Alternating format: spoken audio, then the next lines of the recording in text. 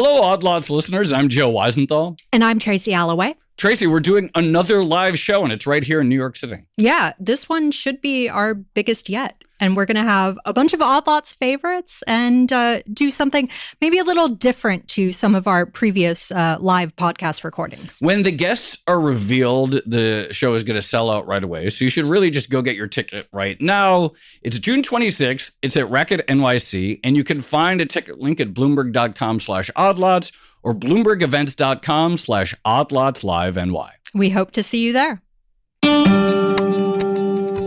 Bloomberg Audio Studios. Podcasts, radio, news.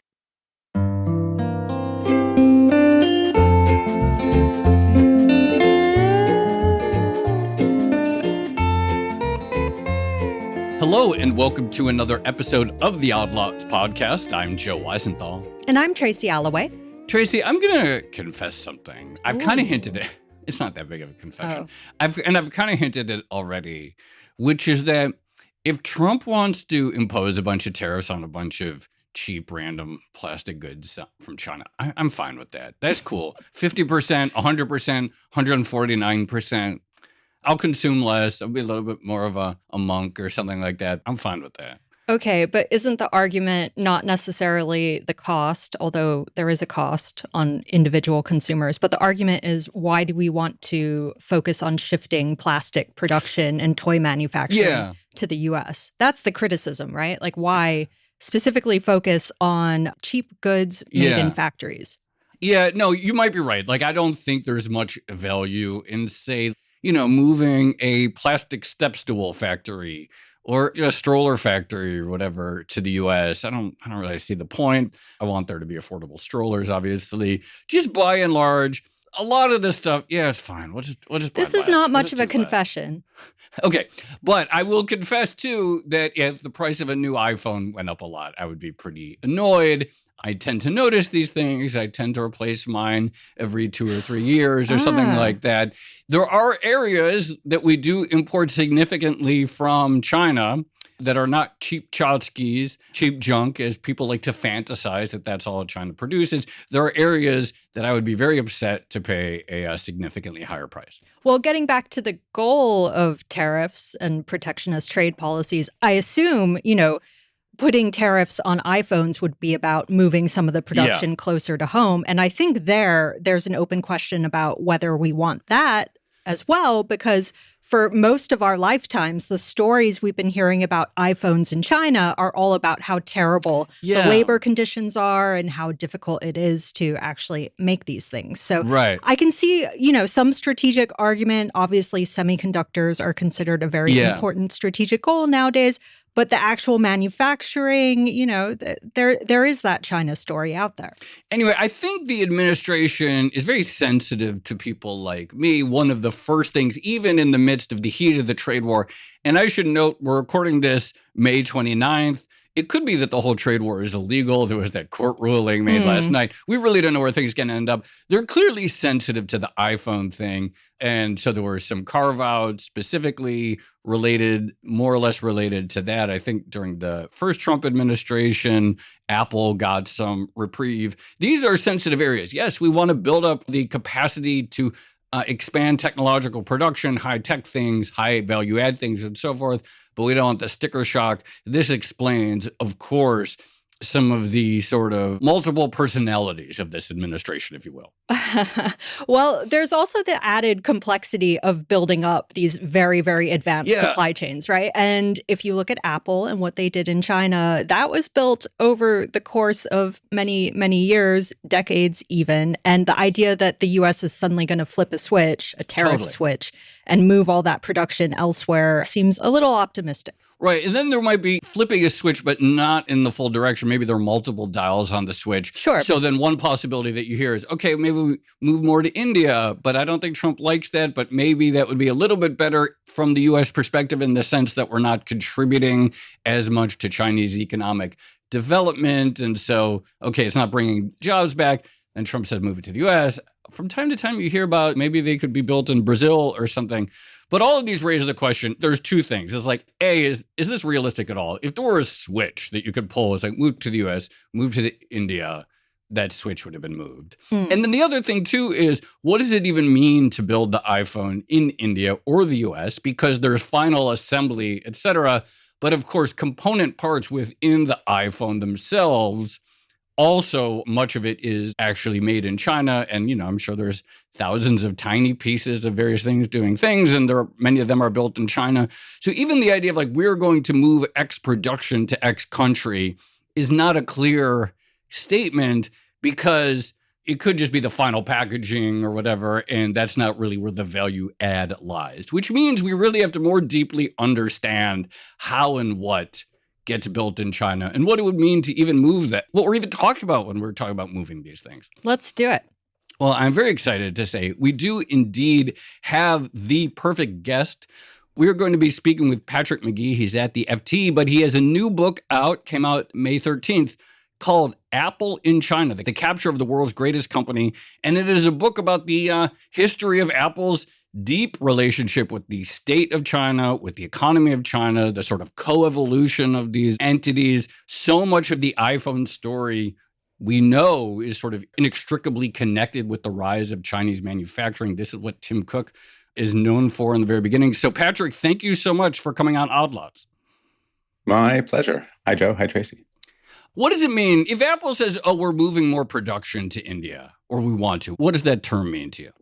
Well, cleverly, they don't say that. They say they're moving assembly because they know, but the reader probably doesn't, the listener probably doesn't. There's a massive distinction between assembly and production. So I think Apple is sort of orchestrating this effort, right? There's no press release that says anything from Apple, so you can't quote Apple. But insofar as the word got out, my money's on Cupertino being behind this. So yeah, I mean, put it this way. If there are 1,000 steps in making an iPhone and the final one is now being done in India, that's enough to have a quote unquote substantive change to the product. And therefore the box can say made in India. Nothing about that phone is any less dependent on the China-centric supply chain than any other phone you have ever purchased. Okay, so on this note, maybe a good place to start is walk us through your typical iPhone, the one that Joe is buying every 2 or 3 years. What's its, birth process? Where do iPhones come from? And what is the actual supply chain that creates them? That's such a funny question. I'll tell you one funny answer, which is that I asked, a very senior person at Apple how an iPhone is made. And he said, have you seen the I Love Lucy clip of them making chocolate? Have you ever seen that? Oh my gosh. Yeah, of course. Classic. I actually hadn't. So picture it's a conveyor belt and the chocolate is coming so fast that eventually they just start eating them rather than packaging them up. Okay. So there's a method to the madness here. I mean, Apple is able to take Adam Smith's idea, the division of labor, and put it to a hilarious degree that outdoes Nathan Fielder, the comedian, trying to do this with house cleaning 2 decades after the fact. Love it. So it is often the fact that on a conveyor belt, you have 9 to 11 seconds to perform your task, putting a module in the left-hand corner or whatever before the next iPhone comes over. So that's the final assembly process. And that's really what is taking place now in India, ramping that up to avoid tariffs. But the actual production, we're talking 1,000 components. And Apple works with the tightest engineering tolerances possible. Only high quality materials. If you put this in car terms, they are making 10 million Porsches a year rather than 10 million Volkswagens, right? And the numbers are just staggering, right? So if you're doing 1,000 components a day and you're shipping 1 million iPhones a day, that means at peak season, you are doing the manufacturing, the logistics, the just-in-time production of 1 billion parts per day. So find me an American factory that can do one of those parts, because China has factories that can do it for all 1,000. That's why nothing is moving here anytime soon. It's the combination of Apple's imperfection for defects quality and Apple's gargantuan Titanic-like quantity. There is production of Apple products, and I believe iPhones in India. Assembly of Apple products in India. What do we know about the efficiency or the relative efficiency? Because obviously the company's been thinking about these risks for years and years and years, and I'm sure it would love to not be this tightly linked to one country, which we know for all the reasons we don't need to get into is risky. What do we know about the efficiency of its assembly in India? Let me just give you sort of objective numbers, and then we'll go from there. So the first iPhones made in India were actually in 2017. Okay. And by 2023, India was assembling about 25 million iPhones. Go back a decade. The first iPhones were made in China in 2007. And by 2015, you had 230 million iPhones being built. So roughly speaking, the quote unquote diversification to India is happening at 1/10 the pace of the original creation and scale of the iPhone. And even that vastly overstates the speed of development in India because, of course, in the early years of the iPhone, I mean, you were literally inventing things like multi-touch glass, right? You were inventing and redesigning the iPhone every single year, whereas India is basically just having to do the final steps in the process, and it's still not happening very quickly. Now, really what changes is that in Shanghai 2022, the city enters lockdown, and that's a city of more than 25 million people. It really is the first time in Apple's 2-decade history in China where the government, provincial officials in this case, really had made a decision diametrically opposed to Apple's interests. And that's when Plan B, let's really ramp up in India, went into effect. But it's been almost 3 years since then. And even so, you don't have a whole lot going on there. And yeah, I've talked to the engineers. They're called manufacturing design engineers. These are the people who sort of do the hand-holding, the engineering 101 in different countries. And they've been ramping up in India. And what they find is that the ecosystem isn't there. The industrial clusters aren't there. You don't have 8-lane highways to and from the factories. You often sometimes don't even have stable Wi-Fi in the taxi or the cab on the way to the factory. Engineers are sometimes staying 2 hours away, which means 4 hours of their day is just going to and from the factory. And if they don't have a stable cellular connection along the way, it can be a little bit maddening.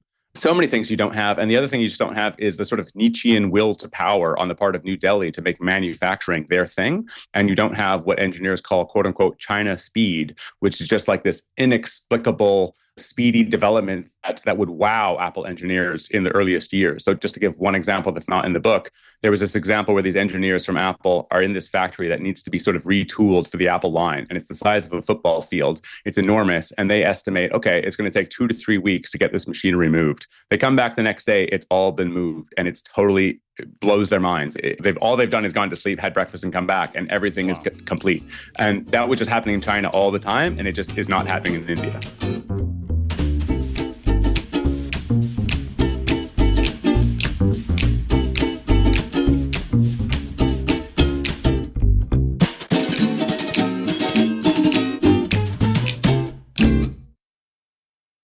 I like the idea of just one more lane, bro, will solve our domestic iPhone assembly production problems. That's pretty funny. Okay, so I want to back up a little bit, but can we talk a little more about Apple's strategy in China specifically? So how much of that was a deliberate, conscious decision versus something that just kind of happened alongside, I guess, the wave of outsourcing and globalization that we saw in the late 1990s, early 2000s? Yeah, great question. And what I like about your intro, Tracy, is that I really do think the story of Apple in China over the last 20 years has really just been about the tedium of assembly. And journalists have won prizes for this kind of thing, right? And it's set into motion this cat and mouse pattern where a journalist goes into a factory and says, oh, these workers are working too hard, there's underage employees, et cetera. And then Apple is shamed into making changes, and it sort of plays the role of white knight, improving factory conditions across China's supply chain. And then journalist wins an award, and then 2 years later, someone does the next thing in a different factory, and so on and so forth. But we're totally overlooking questions of Apple strategy. Like, what did they, quote unquote, discover in China that nobody else discovered? And so really the book is an attempt to do that. So the first thing I would push back on is Tim Cook is very often called the architect of the China strategy. And it's not to discredit him to say that he is not the architect. Nobody is the architect. Basically, what happens is really the supply chain itself, with or without Apple, was moving to China. And so the basic history of the 80s and 90s PC boom, like predating Windows 95 and then coming after, is that the fight for computer dominance is exclusively based on things that are boring: logistics, manufacturing, distribution, right? Because everybody's using Windows, everybody's using Intel chips, and nobody's thinking about design. There is no equivalent of Johnny Ive at Dell, at Compaq, at any of these companies. And so it's really this mundane war, and it's driven by largely American and later Taiwanese contract manufacturers. And so they are the ones who, in competition with each other, start going to Asia to sort of oust each other, right, and gain market share. And eventually they're the ones who really find China. So when Apple is doing their own outsourcing moves, they're working in multiple countries before the armies of flexible, ubiquitous, low-paid labor in China really win out. So my story has this 5-part chapter called Apple's Long March to China that really tells you that the candy-colored iMac that I'm sure both of you and all of your listeners remember, like that was made out of Korea by LG, who then expanded to Mexicali, and Wales. Foxconn is brought on as a second supplier, and that's in China, but it's also in the Czech Republic, and it's also Fullerton, California. But when you've got these operations in multiple countries, especially once China enters the World Trade Organization in 2001, all you have to do is look at an Excel sheet and realize that the efficiency, the cost, the scale, just anything, China is winning. And so Apple begins to really consolidate everything into China in around 2003, when the iPod mini becomes the most ubiquitous product Apple's ever created. And then there's just no question that when the iPod Nano is invented, that's where it's going to be built. And when the iPhone comes out, that's where it's going to be built. So it really is just like stumbling into greater and greater volumes and success in China. And I give all sorts of credit to China. I mean, people think it's an anti-China book if they haven't read it. It really isn't. There's only one place that Apple could have succeeded the way they did, and it's because China had tailor-made policies, world-leading industrial clusters, world-leading industrial policy, and hardworking people that would do this for 12 hours a day, 6 days a week. Is the book an anti-Apple book? I mean, you said it's not an anti-China book. Apple has created literally trillions of dollars in value for Americans. It's created thousands and thousands of amazing high-paid jobs that are much better than the jobs that are at the assembly or factories that exist in China. Is it an anti-Apple book?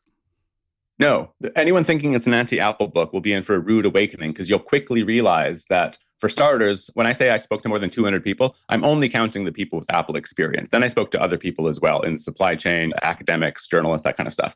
But it is told through the eyes of the people in the weeds, on the ground, directing Apple's success, right? So the first chapters in particular, I mean, the first part is called Saving Apple, is really just the story of Apple's genius in pulling off these maneuvers and coming off the brink of bankruptcy. They are literally days away from missing payroll. In 1996, I think I revealed for the first time they'd even hired a Chapter 11 lawyer. And then, as this sort of Hail Mary move, once they got a bit more money after selling a factory in Colorado, they bring back Steve Jobs. And really the first narrative is just like this rah, go Apple, can they do it? And even in 2000 with the dot-com bust, like they're close to bankruptcy again. And Gateway literally tries to acquire them. So the story is one of sleepwalking into a geopolitical reality, really, as China changes. I mean, I don't criticize anyone at Apple for moving to China in the early 2000s. That's what everybody was doing. I would even say there was an American consensus, rather than some bipartisan effort, that going to China was good because you were going to inculcate the next great democracy, and maybe in a hubristic or arrogant way, but like Americans would have said, that's what we did for Taiwan, that's what we did for Korea, Germany, etc. I mean, after World War II. So there was all sorts of reasons to move to China. The problematic decision was that once Xi Jinping comes into power, Apple is not an innocent bystander as Xi Jinping hardens his tone and becomes more belligerent. He attacks Apple within 36 hours of taking the reins in March 2013. And that was the point at which Apple could have made a strategic decision to diversify its supply chain to India or something. Instead, they ramp up their rewards for shareholders in the form of buybacks and dividends, and they double down in China, appointing a team to basically understand Chinese culture, understand Chinese politics, and come up with a way of demonstrating to the country and its officials, look, we're really, really in this for China, as it were. What exactly was Apple's pitch to Chinese leadership? And I guess, how did it change over time? How much of it was about, we're going to create jobs that will pay more than agricultural wages, better standards of life, maybe relatively, versus the strategic value of building up China's tech sector and all this strategic semiconductor technology and things like that? How did it shift over time? So it's a fascinating narrative. And really the first 4 parts of the book leading up to 2013 are just foundation building. So you sort of understand the history of Apple and what sort of problems they're having. Essentially what happens is when Xi Jinping attacks Apple, you can understand why he's upset with the company. It looks like an exploitative power because their margins, Apple margins, have gone from something like 1% in 2003 to 25% in 2012. But at the same time, if you look like a company like Foxconn, Foxconn in absolute dollars made more money than Apple for each of the first 4 years of the 21st century. But as they get more involved with Apple, their margins collapse from double digits to about 1 or 2%. And so you can just do this with really any company working with Apple. And it looks like they're not in it for China, right? They're not doing anything for the country. And Apple, it takes them 2 or 3 years, but they totally flip this narrative on its head. So out of fear that Beijing is going to force Apple to operate a bunch of joint ventures, right? These 50-50 companies where China owns the other half, and then they mimic the technology and eventually oust you. I mean, this is what happened in high-speed rail, for instance. Beijing has advocated joint ventures for decades, really going back to the 1980s. So this is where a Western company is allowed to be in the Chinese market, but the quid pro quo is, look, if you want access to, our operational efficiency, if you want access to more than 1 billion people, you have to operate in a joint venture where the Chinese half of the company is going to learn everything they can and then thrive on their own. Apple doesn't have any joint ventures. And so they look like this anti-China model that's just exploiting the country. Apple is able to really flip this on its head and say, look, it might be the case that Samsung has 36 joint ventures and we have 0. But you need to understand, we work with hundreds of factories across the country. And the reason they're only getting paid 1% margin, 2% margin, the reason they're sometimes even losing money on their partnerships with Apple is that we are offering them the equivalent of Ivy League hardware engineering training. We are sending people over by the literal plane load to China, America's best engineers, where they train, audit, supervise, install hundreds of millions of dollars worth of machinery. They train the line, they supervise the line. And once those companies have these skills that Apple gives to them, they are basically able, at least after some time of exclusivity, they're able to supply somebody else. So who's just like Apple, but in China? Huawei, Oppo, Vivo, Xiaomi. And so those companies today have 55% global market share of the smartphones. And the reason that they're so good is that Apple trained all of their suppliers. So that's the message Apple gives to Beijing. And essentially, they've sort of had a free ride ever since. It would be insane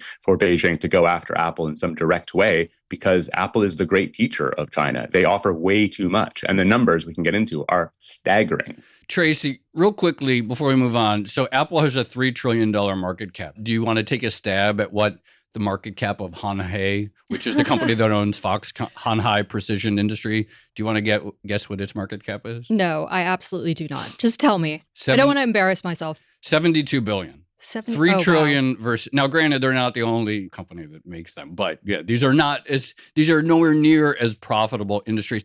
You use this term, Apple has been a great teacher. And I want to get into what people have learned from Apple development and then built competitive companies. But you mentioned those old, and I hadn't thought about them in a long time, those old iMacs that were multicolor that caught a lot of attention. Some of them were really not trivial at all to build with the existing manufacturing technology that existed in the world at the time. And I remember sometimes they would announce a new one and they're like, but we're really sorry to tell you we're not going to be able to produce this one in the emerald green yet because we haven't perfected how to bend the plastic or whatever the material was or the glass of emerald green, whatever that color is. It creates some issue and all the people in the audience will go boo, but then they'd get there like 6 months later. And then you mentioned the multi-touch glass, which didn't originally exist at the time. How much is it co-learning? We have this divide of there are the designers in Cupertinos and the assemblers and the builders somewhere in Asia. But something also happens, and it's a theme repeatedly on the show, where innovation happens at the shop floor, and the idea of cleanly drawing a line between the designers and the building is a fallacy. It must be the case that at least in some of these realms, whether we're talking about the glass, whether we're talking about the ability to mold green plastic into a pretty iMac, that innovation also happens in China and that Apple benefits from that learning as well.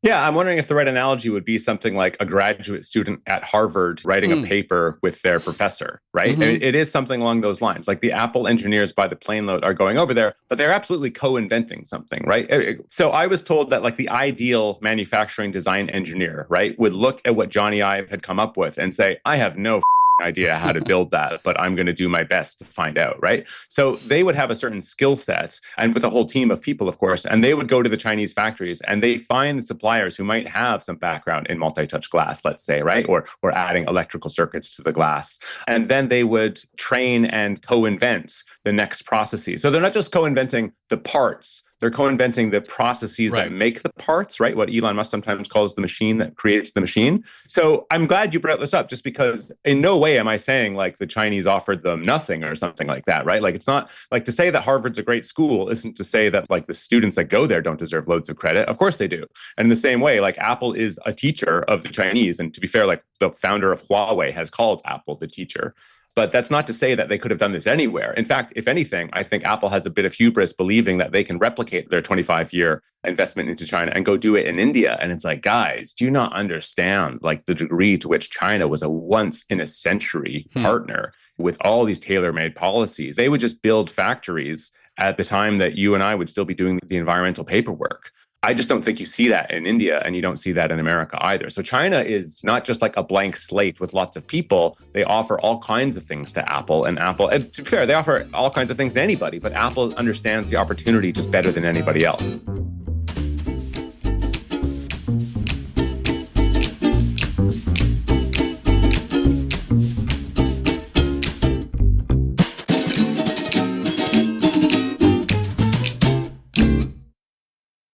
So you make the point in the book that there's, I guess, a tension between a company like Apple and their very, very sharp focus on shareholder returns and quarterly profits and continued growth and just throwing off loads and loads of cash.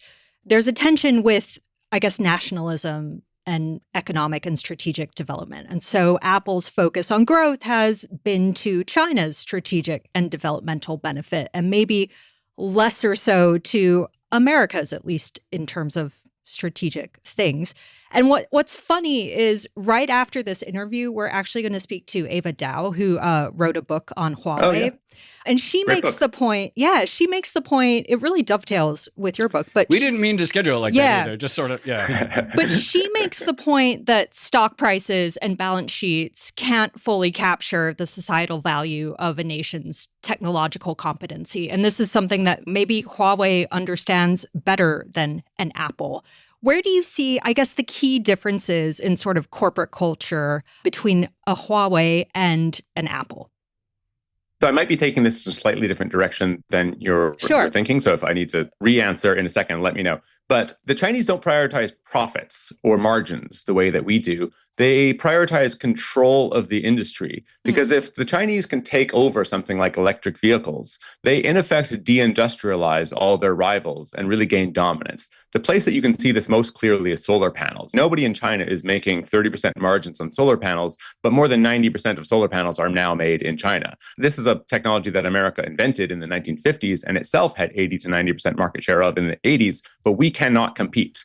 That is basically what's happening with electric vehicles right now. Hence, even before Donald Trump became president, Joe Biden put 100% tariffs on Chinese-made EVs. And I think it was just a few days ago that BYD slashed the prices of their EVs in a bid for greater competitiveness. So look, I think China has a state-sponsored form of capitalism. I'm emphasizing that it is a form of capitalism, but it's not a shareholder maximization form of capitalism.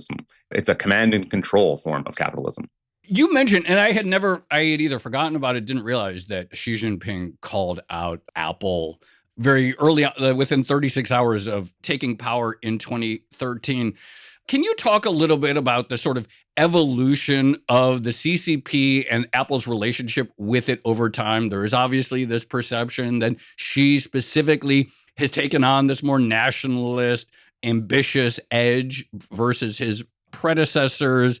Can you talk a little bit just more about that specific relationship with Apple and the CCP itself beyond just the economic capacity on the ground? So Apple gets, in a sense, a misleading picture of what it's like to operate in China, because when they really consolidate production, it's 2003, and that's the beginning era of Hu Jintao. He later is nicknamed the woman with bound feet. His presidency is sometimes called the collective presidency because there was really an inability for just him alone to make decisions. And so it ends up being this like 10-year period of China being a multinational playground where rules aren't really enforced. So just like this honeymoon golden era where like it's sort of China on easy mode. Absolutely, yeah. And so Apple's really taken aback to the point of just total confusion and having an inept response when Xi Jinping really comes in. And as I said, what happens is like CCTV, which you could think of as like a state-sponsored CNN of the country, attacks Apple for warranty differences of all things. It basically accuses Apple of treating the Chinese customers in an inferior way by refurbishing phones rather than giving them new phones when certain problems were happening with them. And I have to say, this is the prologue to the book, because basically you open the book and in the first paragraph, Apple's in crisis. And so I'm trying to go for like a White Lotus opening, if you will, before it becomes like this nice beach read with the overhang of suspense that that, it's going to hit the fan by 2013. But I have to say, the narrative leading up to it is wild, which is that in 2008, for the Beijing Olympics, Apple opens its first store in China purely as a marketing opportunity for the Olympics. I mean, they're actually happy that the site they've been given is small because everybody assumes it's going to lose money. You have to remember that for the first iPhone, Steve Ballmer, Microsoft CEO, laughed at the price. And he's referring to American buyers, saying no one's going to pay $600 for an iPhone. So if you can understand like that nobody thought it was going to work in America, why would there be a retail sector in China, a country with developing wages and no appetite for such an expensive product? Well, by 2010, the iPhone just becomes the most conspicuous symbol of I've made it in China. And to such an extent that like the lines outside what are now 4 stores in China at the time, there's thousands of people that are snake lining around these stores. But the thing is, they're not like Joe and Tracy excited for the next iPhone and just camping out overnight because they have to have it. It's migrants that have been trucked in like by the busload to buy as many iPhones as possible. So these quasi-gangsters, these scalpers known as yellow cows, can amass, let's say, 10,000 phones and go to a city where there is no Apple store, and they sell them at hawked up inflated prices because it's such a conspicuous status symbol.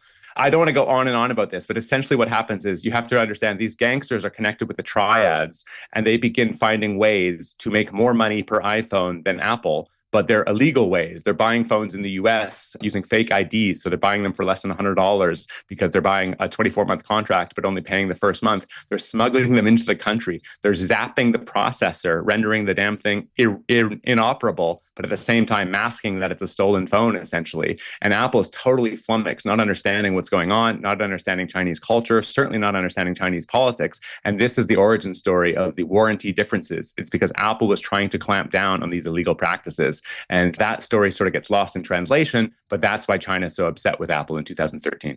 I want to correct the record here, which is I do not, in fact, camp out in front of Apple stores waiting for the latest iPhone. I think my iPhone is like 7 or 8 years old. They work so well these days. You really don't need to replace them. Exactly. I am the customer that Apple hates because I am very satisfied with my ancient phone. Okay. So seriously, what model of iPhone do you have? Is it really an 8 or a 10? Well, this is the funny I really don't know. I don't know either. If you had asked me 10 years ago, what model iPhone do you have? I would have been able to answer right away. If you ask me right now, I have no idea. I bought it 3 years ago. It's been so long since I've thought that it was important to know the differences. At one point I was like, oh, that's a lot different. Now it's like, there's the gain seems so marginal at this point from each generation, at least as someone who's not super Cupertino is just cringing right now as they hear this. But I don't care. Yeah. You said something interesting that at the time of the rush to China, there was this sort of consensus in the West that this was a good thing because it would accelerate the process of democratization, of liberalization, the likes of which maybe we've seen in Korea, Taiwan, so forth. On the other hand, in theory, one of the things that business leaders really liked about doing business in China was the fact unions aren't legal. There's this heavy hand of the state that keeps wages in check and keeps organizations in check and probably keeps environmental groups in check, et cetera. How much was this tension not appreciated that this phenomenon that we maybe expected to see play out in China of liberalization and democratization would have been explicitly not what the business leaders going to this country would have wanted to see?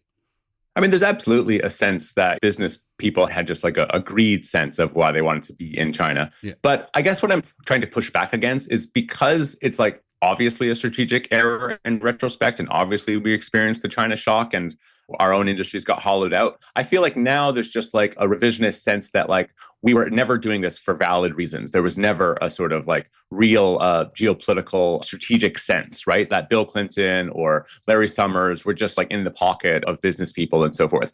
I just don't really find that convincing. Taiwan was under martial law until the late 1990s, effectively. Maybe it was the 1980s, but then in the late 1990s, they had their first democratic elections. This is, of course, an ethnically Chinese island, and it was very much used. I mean, however problematically, it was used as an example of we could export democracy through capitalism.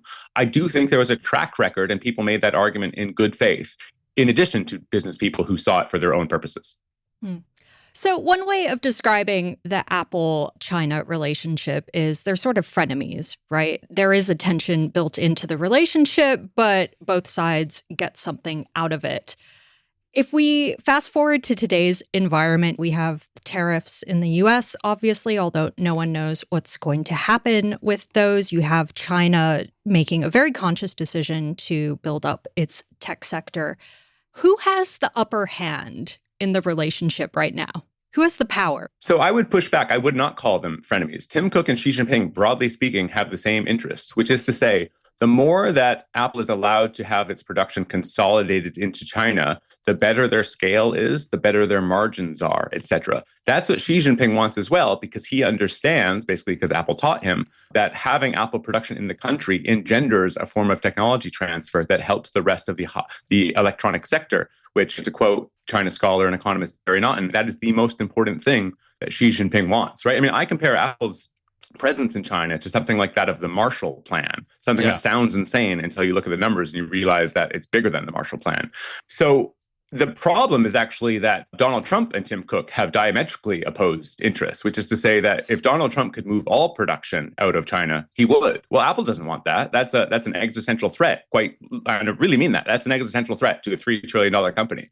So that's where the tension is. The tension really isn't between Cook and Xi, as strange as that is. It's between Cook and Trump. You really don't think there's tension between Apple and China, even with the tech crackdown, even with Xi Jinping coming out, one of the first things that he says is that criticism of Apple. And clearly he's trying to extract some things from the company that the company is maybe reluctant to give up. And the rise of really good Chinese competitors that are winning market share all around the world, maybe outside the US.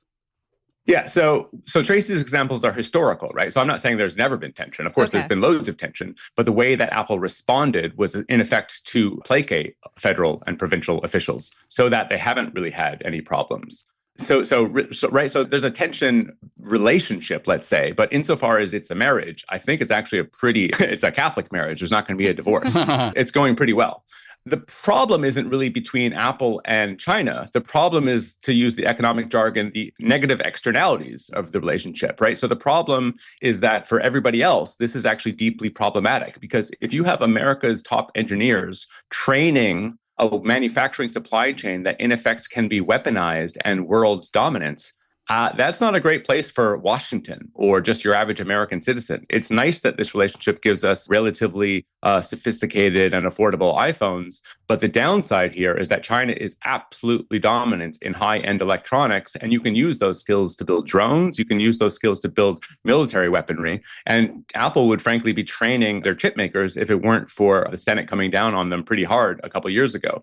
So that's the problem, right? The problem isn't that something stops in the relationship between Apple and China. The problem is that it continues. Just to push back on this framing a little bit. And there is much that I find very compelling about this story. But you talk about the beginning of when the US and Chinese economies really got integrated in the late 90s, early 2000s, sometime around Chinese ascension into the WTO. And you act like everyone recognizes in retrospect that it's been a mistake. And has it been? I mean, again, the other thing is that Apple is worth $3 trillion. Almost every American with any investment probably has some exposure to it. It's been incredible for the development and the alleviation of poverty in China. We've never gone to war with China. It doesn't seem like, in the modern era. It hasn't come close to happening, at least so far. Isn't there a version of this story that as long as we trust each other, Chinese students could come to the U.S. and we could have the good jobs of professorships at schools and so forth, and designers in California? And isn't there a story where this has made the world wealthier and more peaceful? So let me start just by completely agreeing with most of the points you just made. I think the poverty alleviation in China has been really important and a net good for humanity. And I think we have, over the last 20 years, been a sort of golden age of Silicon Valley works on the software, works on the design, and China takes care of the hardware. And insofar as there's a mutually symbiotic relationship there, no one fits that bill better than Apple. So look, a lot of good has come out of it. I mean, that's absolutely true. I would totally disagree that we're not seeing harbingers of war coming, right? I mean, Xi Jinping has literally said, we will not leave the question of Taiwan to the next generation. I think he's gone so specific as to say that 2027 might be the year that Beijing annexes Taiwan. I mean, that's really troubling, especially if you're Taiwanese, but It's really troubling if you understand the chip sector, because 90% of advanced chips come out of the country. And American military officials have said that, like, in the event that somehow Beijing was able to take control of the fabs in Taiwan, like, we would go bomb them. We would bomb the fabs. I mean, they would, like, if somehow TSMC survived the war, which is basically untenable, but if somehow they did, the American military would see fit to destroy them, because the idea that they would be in Chinese hands without exporting to America would be existential. So there's that. And then there's just, you don't have to be anti-CCP, you don't have to be anti-China to recognize that this is clearly America's biggest rival, really since the founding. The USSR was never such an economic rival, never sort of like rivaled America in terms of high-end electronics. I mean, absolutely, there was like a nuclear arms battle, but the Chinese are far more sophisticated. And like, I wrote my thesis on the grand strategy in America. And what I would point out is that, like, in the 1980s, America started spending more on its military, understanding that the Soviet economy was not as dynamic, right? And so it wasn't growing as quickly. And so you were going to accelerate their own demise if you sort of set up a military in which the Soviets were likely to respond in the same vein. You cannot apply that strategy to a country that is 3 or 4 times the population and has literally been growing faster than America for the last 4 decades. So it really is a massive threat. And the idea that in the event of some sort of battle, we're not able to make stuff because we outsourced it all to China over the last 25 years is pretty dramatic. Just think of World War II. Hitler was really concerned about the US coming in because of their industrial capacity. We used to call Detroit the arsenal of democracy. We don't have an arsenal of democracy anymore, but we have trained up China to be an arsenal of communism. I don't think you have to be hyperbolic to realize that's a big deal. I have just one more question, and I'm going to ask it very, very briefly because we're getting squeezed for time. But to what degree does AI and the rise of this new technology complicate the Apple-China relationship? Really complicates it. So for 2 reasons. One is that I would argue, or actually I could just demonstrate with internal documents and some public documents, that the iPhone has become more Chinese with time. In other words, the number of Chinese suppliers involved in the process is now much greater than the number of Taiwanese or American multinationals operating in the country or operating in their home countries. That is put on steroids in the AI era because ChatGPT and other Western AI clients are not allowed on the iPhone in China. And so Apple has to work with the likes of Baidu or Alibaba to have AI, let's say, displacing Siri or augmenting Siri. So that, I think, is quite problematic because that means that Apple will be, in effect, doing what they did for hardware, but for AI. In other words, you'll have Apple software engineers helping Baidu, helping Alibaba, whoever their Chinese partner is, to make sure that they have cutting-edge AI in the country. If it wasn't bad enough that Apple was training up their hardware engineering to be world-class, we're now in a situation where Apple software engineers are going to be training Chinese AI to be best in class. Very interesting stuff. Patrick McGee, thank you so much for coming on Odd Lots. That was a fantastic, really fascinating conversation. Urge everyone to check out the book. Appreciate you coming on. My pleasure.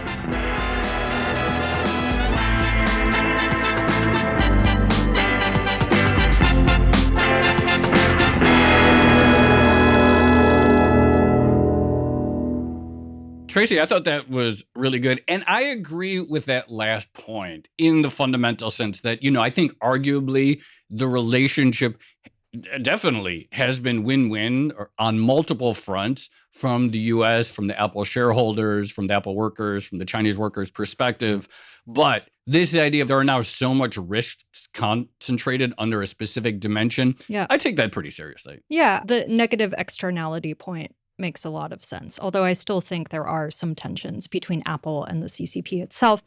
The other thing I was thinking about was, I guess we're hearing this repeatedly on the show, and I probably don't even need to say it at this point, but it is so difficult to replicate China's industrial strategy and its industrial management in other countries. And I kind of, at this point, I wonder if we'll ever get there. No, I don't think anyone will ever get there in some sense. What I suspect is the story is that some of the Chinese industrial behemoths will slowly develop ecosystems in other countries, but the companies are downstream from China. And so I imagine, you see more foreign outbound investment from Chinese giants into Vietnam, into Cambodia, into Brazil, et cetera. That might pose other risks, and they're never going to be the next China in some sense, but you still get that capital deepening and wealth creation outside of China, but likely driven by Chinese industrial giants. Also, Joe. Yeah. I looked up my iPhone. Yeah. Oh. It's an iPhone 11, so I guess it's What are we on 6 now? years old. I have no idea what we're even on now. Like, only the biggest iPhone nerds, and I don't mean that pejoratively. Maybe, like, I used to know these. I think it's really important. I used to know these things, and I don't at all. We're I don't on pay attention to this stuff at all anymore. iPhone 16. And iOS 18. Do you think one day we're going to get to like iPhone 298? It'll just keep going. I don't know, but I think I saw our colleague Mark Gurman, who is, and I say this lovingly, an Apple nerd. I think apparently, at least with the software, they're going to change their naming conventions at some point. Yeah. So that it doesn't end up. That makes sense. Yeah. I think I saw him tweet that last night. Okay, well, shall we leave it there? Let's leave it there. This has been another episode of the Odd Lots podcast. I'm Tracy Alloway. You can follow me at Tracy Alloway. And I'm Joe Weisenthal. You can follow me at The Stalwart. Follow Patrick McGee. He's at Patrick McGee _ and check out his new book. Follow our producers, Carmen Rodriguez at Carmen Armin, Dashiell Bennett at Dashbot, and Cale Brooks at Cale Brooks. For more Odd Lots content, go to Bloomberg.com/oddlots, where we have a daily newsletter and all of our episodes. And you can chat about all of these topics 24/7 in our Discord, discord.gg/oddlots. And if you enjoy Odd Lots, if you like it when we talk about Apple in China, then please leave us a positive review on your favorite podcast platform. And remember, if you are a Bloomberg subscriber, you can listen to all of our episodes absolutely ad-free. All you need to do is find the Bloomberg channel on Apple Podcasts and follow the instructions there. Thanks for listening.